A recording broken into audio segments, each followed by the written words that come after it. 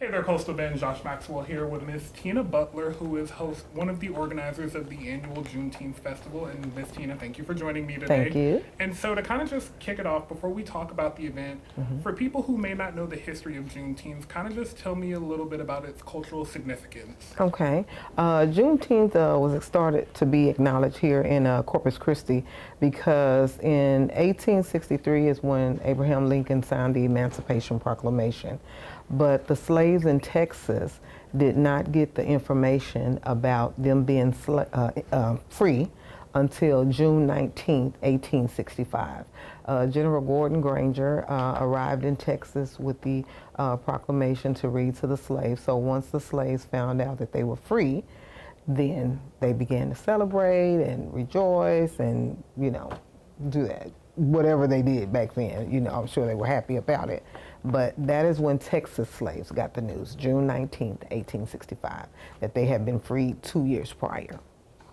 And so, what does that day mean to the African American community here in Corpus Christi today? Well, I know, like with my grandmother back then, what they would do is share stories, history, things that went on. My grandmother was a sharecropper. She picked cotton and things of that nature. Not that she was enslaved, but that's still what they did, afterwards. But they passed down the history. And like with her, she was not born in a hospital. She was born by a midwife. And so many of her and her siblings, their birthdays are in our family Bible. So there's a lot of history that goes along with that. And so we then find out we have relatives that, we never knew of, and then we listen to their stories, things that are not written down anywhere or not recorded anywhere.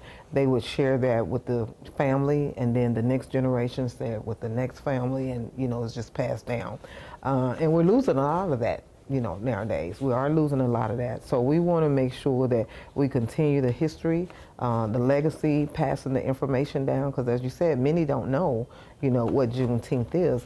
And I'm happy to see that it's not only being acknowledged in Texas, since that was a Texas, information, but across the nation.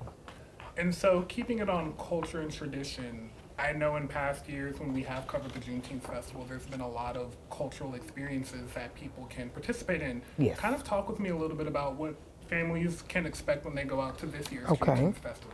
Okay, well, we always try to have a theme, and we are the Texas Association of Black Personnel in Higher Education. We are comprised of group members from Del Mar College, Texas A&M Corpus Christi, CCISD.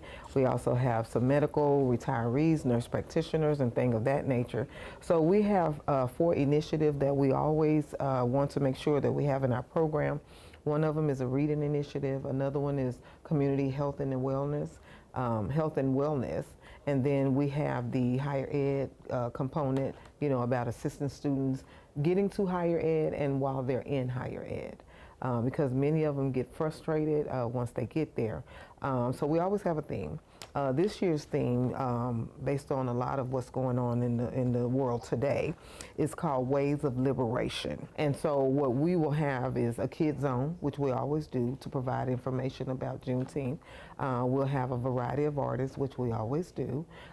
This year, our medical concentration will be on diabetes. Last year we had a bus that came down from Arizona that did free breast cancer exams. So this year we'll be concentrating on diabetes and getting that information out, because we know African Americans are, predominantly, affected with diabetes. And then we will have our food trucks. We have vendors of selling all different type of wares and so forth. So that's what we'll have this year. Yes. So you guys have a full lineup of things Full line of things to expect. Right. I definitely need to come out there myself. Yes, and definitely. And just to let everyone know, we are watching the weather. So in case it does rain, we are looking for an alternate location. So we will have it rain or shine. So it's whether it'll be at Waters Edge Park or a different location, but we will have the Juneteenth Festival. All right. Well, you heard it here first, guys. Well, Miss Tina, thank you so much for Thank joining us. you. And Thank you. for all of you guys watching, we will have more on this story on our website at KIIITV.com. Yes.